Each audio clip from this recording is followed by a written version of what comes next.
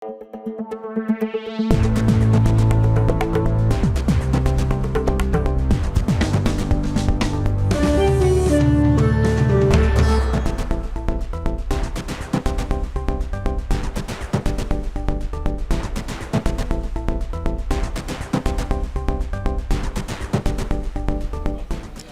জানাচ্ছি এখন জনপদে, সঙ্গে আছি আমি শরীফ রওশন।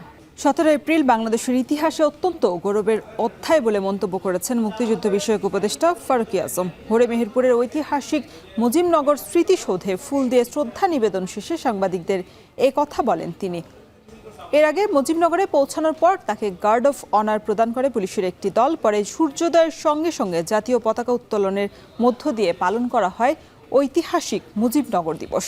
এ সময় স্মৃতিসৌধে ফুল দিয়ে শ্রদ্ধা জানান মুক্তিযুদ্ধ বিষয়ক উপদেষ্টা ফারুক আজম সহ পুলিশ এবং প্রশাসনের ঊর্ধ্বতন কর্মকর্তারা। অনুষ্ঠানে মুক্তিযোদ্ধা বিষয়ক মন্ত্রণালয়ের সচিব ইশরাত জাহান চৌধুরী, খুলনা বিভাগের অতিরিক্ত কমিশনার মোহাম্মদ হুসাইন শৌকত, মেহেরপুর জেলা প্রশাসক সিফাত মেহনাজ এবং পুলিশ সুপার মাকসুদা আক্তার খানম সহ অনেকে উপস্থিত ছিলেন। 1971 সালের এই দিনে তৎকালীন মেহেরপুর মহকুমার বৈদ্যনাথ তলার আম্রকাননে স্বাধীন বাংলাদেশের প্রথম সরকার শপথ গ্রহণ করে। এরপর থেকেই প্রতি বছর 17 এপ্রিল নানা আয়োজনের মধ্য দিয়ে রাষ্ট্রীয়ভাবে এই দিনটি উদযাপন করা হয়। প্রবাসী সরকার বলি, আমরা অস্থায়ী সরকার বলি, যে সরকারের শপথ গ্রহণ, এখানে এটা জাতির জন্য অনেক গৌরব উজ্জ্বল একটা অধ্যায়। এটা অমলিন থাক, আমরা চিরকাল যেন এই শ্রদ্ধা ভালোবাসায় সবাই যেন এটাকে বরণ করতে পারি, এটাকে উদযাপন করতে পারি। আমরা মনে করি যে জাতির ইতিহাস কোনো কিছু আরোপণ ছাড়া যেন আমরা সবাই মিলে যেন সম্মিলিতভাবে উদযাপন করতে পারি। মানিকগঞ্জ সদর উপজেলায় চিত্রশিল্পী মানবেন্দ্র ঘোষের বাড়িতে আগুন দেওয়ার ঘটনায় 7 জনকে কারাগারে পাঠিয়েছে আদালত। বিকেলে তাদের আদালতে তোলা হলে শুনানি শেষে আসামিদের কারাগারে পাঠানোর নির্দেশ দেন বিচারক। এর আগে গতকাল বুধবার রাতে বিভিন্ন স্থানে অভিযান চালিয়ে তাদের গ্রেফতার করা হয়। এর আগে মঙ্গলবার মধ্যরাতে চিত্রশিল্পী মানবেন্দ্র ঘোষের বাড়িতে আগুন দেয় দুর্বৃত্তরা। পরে ঘটনাস্থল পরিদর্শন করে আলামত সংগ্রহ করে পুলিশের একটি বিশেষ দল। তদন্তের জন্য অতিরিক্ত জেলা ম্যাজিস্ট্রেটকে প্রধান করে 7 সদস্যের তদন্ত কমিটিও গঠন করা হয়।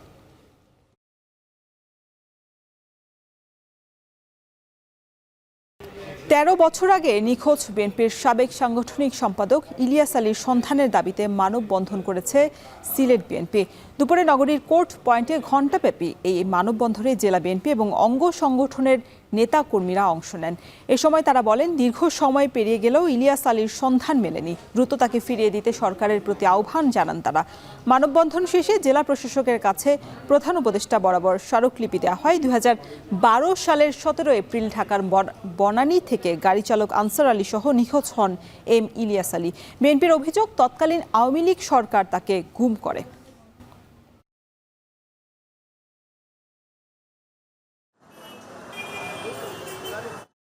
ফ্যাসিস্টরা দেশ ছেড়ে পালিয়ে গেছে, তখনও আমরা ভেবেছিলাম যে আমাদের নেতা হয়তো তাদের কোনো জায়গার কোনো আয়নাঘরে বন্দী আছে, আমরা আমাদের নেতাকে ফেরত পাবো, কিন্তু আমরা আজ অবধি পাই নাই। আমাদের প্রত্যাশা ছিল যে তত্ত্বাবধায়ক সরকার এসে এই বিষয়টি খুলাসা করবেন এবং আমাদের ইলিয়াস আলীকে আমাদের মধ্যে ফেরত দেবেন। এখনো প্রত্যাশার জায়গাটুকু আছে যে আমরা আশা করছি যে আমরা আমাদের ইলিয়াস ভাইকে অক্ষত অবস্থায় ফেরত পাবো। বিএফটিসি মৎস্য অবতরণ এবং পাইকারি মৎস্য বাজার এবং কক্সবাজার কেন্দ্রের আধুনিকায়ন প্রকল্পের নির্মাণ কাজের উদ্বোধন করেছেন মৎস্য এবং প্রাণী সম্পদ উপদেষ্টা ফরিদা আক্তার। বেলা 12টার দিকে কক্সবাজারের ফিশারি ঘাটে উপস্থিত হয়ে এই প্রকল্পের উদ্বোধন করেন এই উপদেষ্টা। তিনি বলেন, প্রকল্পটি বাস্তবায়নের মধ্য দিয়ে মৎস্যজীবীদের জন্য উন্নত কাজের পরিবেশ তৈরি হবে। এছাড়া মাছ শিকারে নিষেধাজ্ঞা প্রসঙ্গে তিনি বলেন, ভারতের সঙ্গে মিল রেখে মাছ শিকারে নিষেধাজ্ঞা আরোপের ফলে বাংলাদেশ লাভবানই হবে।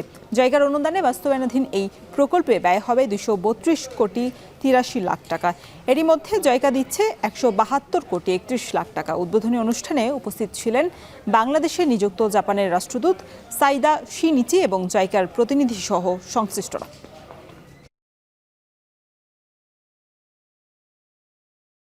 যখন নাকি আমাদের এখানে ব্যান পিরিয়ড চলে, তখন অন্য দেশে আবার ওদের ব্যান থাকে না, ফলে আমাদের জেলেরা মাছ ধরতে পারছে না। কিন্তু আমরা যে মাছটাকে রক্ষা করার জন্য ব্যান পিরিয়ড দিলাম, সেটা কিন্তু অন্য দেশের নিয়ে যাচ্ছে। 58 দিনে করলে আমাদের ওই সুযোগটা আর থাকে না যে অন্য দেশে কেউ এসে মাছ ধরতে পারে। রাজশাহীতে মেয়েকে উত্ত্যক্তের প্রতিবাদ করায় বাবাকে পিটিয়ে হত্যার প্রতিবাদে মানববন্ধন করেছে এলাকাবাসী। বিকেলে নগরীর তালাইমারি শহীদ মিনার এলাকায় নিহতের মরদেহ নিয়ে মানববন্ধন করেন। এতে স্বজনসহ এলাকার নানা শ্রেণী পেশার মানুষ অংশ নেন। এই সময় অভিযুক্ত বকাটে নান্টুকে গ্রেপ্তার করতে সর্বোচ্চ শাস্তির দাবি জানানো হয়। এর আগে গতকাল প্রাইভেট পড়ে বাড়ি ফিরছিলেন নিহতের মেয়ে আলফি। এ সময় স্থানীয় বকাটে নান্টু তাকে ইফটিজিং করে। বিষয়টি পরিবারকে জানালে অভিযুক্ত নান্টু ক্ষিপ্ত হয়ে দলবল নিয়ে ভুক্তভোগীর ভাই অন্তরকে মারধর করে। ছেলেকে রক্ষায় বাবা আকরাম হোসেন এগিয়ে গেলে ইট দিয়ে তার মাথায় আঘাত করা হয়। এই সময় তিনি মাটিতে লুটিয়ে পড়েন। উদ্ধার করে হাসপাতালে নিলে চিকিৎসক তাকে মৃত ঘোষণা করে। এই ঘটনায় নিহতের ছেলে অন্তত 7 জনের নাম উল্লেখ করে মামলা দায়ের করেছে। তবে এখন পর্যন্ত কাউকে গ্রেপ্তার করা সম্ভব হয়নি।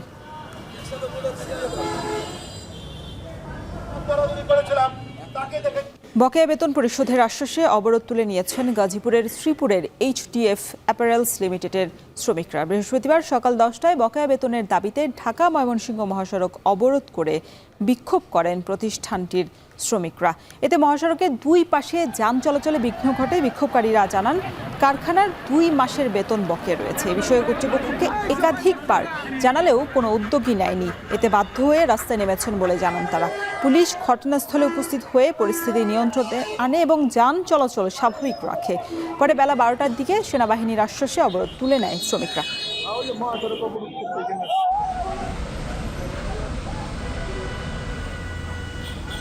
জলকেলি সহ নানা আনুষ্ঠানিকতায় পার্বত্য জেলা বান্দরবানে চলছে বর্ষবরণ উৎসব। নিজস্ব পোশাক আর অলংকারে সেজে অনুষ্ঠানে অংশ নেন 11 জাতিগোষ্ঠীর হাজারো মানুষ। একে অপরকে পানি ছেটানোর মাধ্যমে অতীতের সকল গ্লানি ধুয়ে সমৃদ্ধির আগামী প্রত্যাশা করেন তারা। হোসাইন জিয়াদের প্রতিবেদন। প্রজন্ম থেকে প্রজন্ম জলকেলি উৎসবের এই ঐতিহ্য বয়ে নিয়ে যাচ্ছেন পাহাড়ি তরুণ তরুণীরা। একে অপরের প্রতি ছুড়ে দেয়া জলে প্রকাশ পায় ভালোবাসা। যেখানে শীতল জলে খোলে তপ্ত হৃদয়ের দ্বার, মুছে দেয় পুরনো দিনের হতাশা গ্লানি। পানি ছিটিয়ে কামনা করেন সুখী, সমৃদ্ধ আর শান্তিময় ভবিষ্যৎ। পাহাড়ের রুক্ষ প্রকৃতি বর্ণিল হয়ে ওঠে বর্ষবরণে। বান্দরবানের রাজার মাঠে নিজস্ব সাজ পোশাক আর অলংকারে জলকেলিতে হাজির হন 11 জাতিগোষ্ঠীর হাজারো মানুষ। জানান তারা সারা বছর অপেক্ষায় থাকেন এই দিনের। পাহাড়ে ভেদাভেদ হানাহানি ভুলে এক হয়ে শান্তিতে বসবাসের প্রেরণা যোগায় এ বৈশাখ। সাংগ্রাইং হচ্ছে আমাদের মারমা ঐতিহ্য মেলা। এখানে অনেক সম্প্রদায়ের লোক সমাগম হয়, অনেক খুশি। দ্বিতীয় দিনে আমরা সবাই মিলেমিশে মূর্তি পানি বর্ষণ করি এবং অনেক অনুষ্ঠানের মাধ্যমে উৎসব উদযাপন করি। আদিবাসী হিসেবে আমরা সবাইকে নিয়ে এই যে মহাসাংগ্রাম উৎসবটা সবসময় করার জন্য চেষ্টা করি। আয়োজকরা জানান প্রতি বছর সব জাতিগোষ্ঠী সাংস্কৃতিক উৎসবে যোগ দেওয়ার সুযোগ পায় না। এবারই প্রথম পিছিয়ে পড়াদের সুযোগ করে দেয়া হয়েছে। বিভিন্ন জাতিকে নিয়ে আমরা যাতে আগামীতে এই যে এই ধরনের লোকজা সংস্কৃতিকে তুলে আনার জন্য আমরা প্রজন্মকে আমরা দেখিয়ে দিচ্ছি এবং প্রজন্মদের কাছ থেকে আমরা যথেষ্ট সাড়া পাচ্ছি। সাংগ্রাম উদযাপনের সাথে আর বাদ বাকি যে হচ্ছে বাঙালি সহ যে 12টা জনগোষ্ঠী এবং রাখাইন সহ যে 13টা জনগোষ্ঠী, আমরা একই প্ল্যাটফর্মে একই স্টেজে আমরা সেটা সুযোগ দিয়েছি। এটা বিগত সময়ের কোনোভাবে এই ধরনের প্ল্যাটফর্মে সুযোগ দেওয়া হয় নাই। আমরা এবারে উৎসব উদযাপন পরিষদের পক্ষ থেকে আমরা সেই প্ল্যাটফর্মে তৈরি করেছি। পড়ন্ত বিকেলে শুরু হয় সাংস্কৃতিক অনুষ্ঠান। নিজস্ব ভাষা আর ঐতিহ্যে গান, সুর আর নাচের তালে মাতেন সবাই। গানে গানে ফুটে ওঠে নিজেদের দুঃখ ব্যথা, ফল ফসল আর প্রকৃতির গল্প। আধুনিক সময়ে পাহাড়ি নিজস্ব বাদ্যযন্ত্রের পাশাপাশি দেখা যায় ডিজিটাল স্ক্রিন আর পশ্চিমা ব্যান্ড সঙ্গীতের প্রভাব। হোসাইন জিয়াদ, এখন বান্দরবান। দর্শক, বান্দরবানের রাজার মাঠ থেকে জলকেলি এবং সাংস্কৃতিক উৎসবের আরও খবর জানাতে যুক্ত হচ্ছেন সহকর্মী হোসাইন জিয়াদ। জিয়াদ, এর আগেও আপনার সাথে আমাদের সংবাদে যুক্ত হয়েছিলাম, তখন জলকেলি উৎসব চলছিল। বর্ষবরণ উপলক্ষে এখন কি আয়োজন চলছে, বিস্তারিত জানাবেন।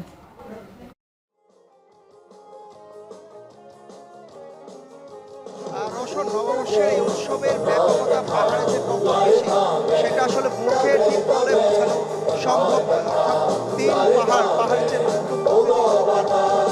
সেটি আসলে মুছে দেয় এই বর্ণিল উৎসব। এবং আমরা দেখছি যে বিকেলের পর থেকে যখন উৎসব শুরু হয়েছে এরপর থেকে বিকেল গড়িয়ে আসলে সন্ধ্যা, আমরা দেখছি যে হাজার হাজার পাহাড়ি জনগোষ্ঠীর মানুষ, বিভিন্ন জাতিগোষ্ঠীর মানুষ বর্ণিল সাজে এই বান্দরবানের ঐতিহ্যবাহী রাজার মাঠে এসে অবস্থান নিয়েছেন এবং নাচে গানে তালে তারা পুরো রাজার মাঠ মুখরিত করে রেখেছেন। এই মুহূর্তে আমরা দেখছি যে বিভিন্ন জাতিগোষ্ঠীর সাজ পোশাক পরে মঞ্চে উঠেছেন এখানকার শিল্পীরা, নিজস্ব শিল্পীরা। তাদের যে ঐতিহ্য সংস্কৃতি সেগুলো তারা গানে গানে তুলে ধরছেন। নববর্ষের এই দিনকে ঘিরে তারা আগামী বছর সুখী সমৃদ্ধ শান্তিময় পাহাড়ের কথা বলছেন। তাদের অতীতের যে দুঃখ বেদনা গ্লানি সেগুলো তারা মুছে দেওয়ার কথা বলছেন। এই গানগুলো আসলে তাদের নিজস্ব যে ঐতিহ্য রয়েছে তারই বহিঃপ্রকাশ। যুগ যুগ ধরে তারা আসলে পাহাড়ের সাথে বসবাস করেন। এখানকার প্রকৃতি, এখানকার পাহাড়, ঝর্ণাধারা, এখানকার ফুল পাখি ফসল সমস্ত কিছু আসলে তাদের এই নাচ গানের মাধ্যমে তারা আসলে চেষ্টা করেন। তো এখানে আসলে বিভিন্ন বয়সী মানুষকে আমরা দেখতে পাচ্ছি, বিশেষ করে শিশুদেরকে দেখতে পাচ্ছি। তারা বেশ খুশি এবং হাতে বিভিন্ন ধরনের যন্ত্রপাতি নিয়ে এসে তারা আসলে এই পানি খেলায় মাতছেন। এবং আমরা বিকেলের পর থেকে দেখেছি যে জলকেলি বা জল খেলার যে উৎসব, বিভিন্ন পাড়া থেকে এসে তরুণ তরুণীরা একে অপরের প্রতি জল ছিটিয়েছেন এবং এই জল ছিটানোর মধ্যে একটি ধর্মীয় বিশ্বাসও রয়েছে। তারা মনে করেন পানি যেভাবে আসলে পবিত্র করে, তেমনি এই জল ছিটানোর মধ্য দিয়ে তারা তাদের ভালোবাসার বহিঃপ্রকাশ ঘটান।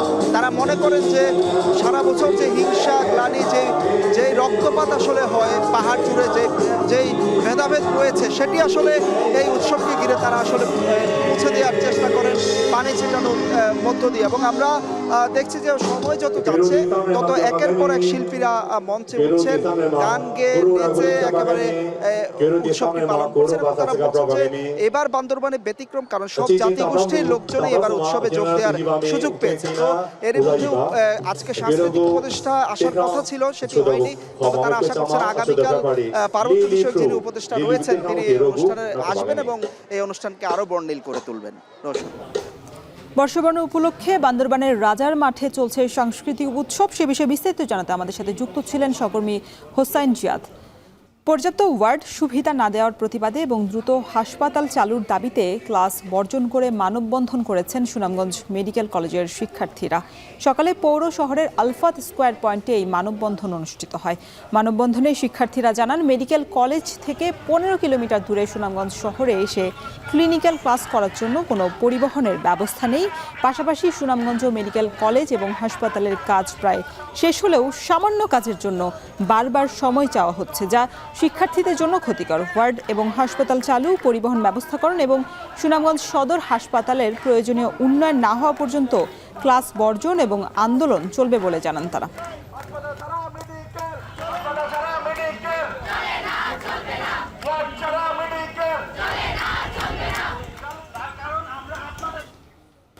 এবার বৈশাখের শুরুতেই ব্রহ্মপুত্র সহ বিভিন্ন নদ নদীতে পানি বাড়তে শুরু করেছে। এর ফলে কুড়িগ্রামের নদী পাড়ের বিভিন্ন এলাকায় এরই মধ্যে শুরু হয়েছে ভাঙন। এরই মধ্যে উলিপুর উপজেলার বেগমগঞ্জ ইউনিয়নের 30টি গ্রামের মধ্যে কমবেশি সব গ্রামই ভাঙন কবলিত। এ অঞ্চলের রসুলপুর, ব্যাপারীপাড়া, সরকারপাড়া এবং উত্তর বালাডোবা গ্রামে প্রায় 3 কিলোমিটার এলাকা জুড়ে চলছে ভাঙন। গত কয়েকদিনে অর্ধ শতাধিক পরিবার ভাঙনে ভিটে মাটি হারিয়েছেন, যার মধ্যে রসুলপুর গ্রামের 15টি পরিবার, ব্যাপারীপাড়ার 10টি, সরকারপাড়ার 20টি পরিবার এবং উত্তর বালাডোবা গ্রামের 10টি পরিবার ভাঙনে ভিটে মাটি হারিয়েছেন। ফলে আতঙ্কে দিশেহারা নদী পাড়ের বাসিন্দারা।